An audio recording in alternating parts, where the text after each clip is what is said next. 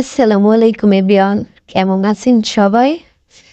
আল্লাহর রহমতে আমিও ভালো আছি। তো আজকে আমি কি রান্না করলাম সেটাই শেয়ার করে নিচ্ছি। আজকে হচ্ছে মাছ, সাথে আছে পটল, আলু আর হচ্ছে বেগুন।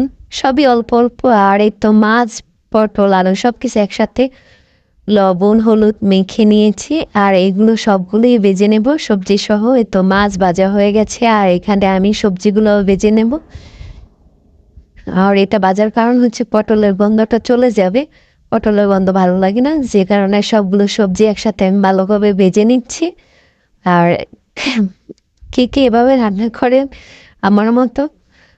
যাই হোক, এই তো আমার সবজি ভাজা হয়ে গেছে। এখন হচ্ছে পেঁয়াজ কুচি দিয়ে দিচ্ছি, স্বাদ মতো লবণ, রসুন বাটা, জিরা বাটা দিয়ে ভালোভাবে নেড়ে চেড়ে ভেজে নিচ্ছি কিছুক্ষণ। তারপর দিয়ে দিচ্ছি হচ্ছে পরিমাণ মতো পানি, হলুদ, মরিচ, ধনিয়া গুঁড়া দিয়ে ভালোভাবে কষিয়ে নিচ্ছি। এই তো কষানো হয়ে গেছে, মাছগুলো দিয়ে দিচ্ছি সবজি সহ। এইটাও আমি ভালোভাবে ভেজে নেব। ভাজা হয়ে গেলে পরিমাণ মতো পানি দিয়ে দিচ্ছি। আর পানি দেওয়ার পরে এটা আমি কিছুক্ষণ ঢাকনা দিয়ে ঢেকে রান্না করে নিয়েছি।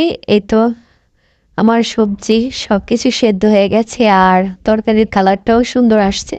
আমার রান্না হয়ে গেছে। কার কাছে কেমন লাগে আমার ভিডিও অবশ্যই কমেন্টে জানাবেন, আর আমার একটু সাপোর্ট করবেন। আল্লাহ হাফেজ।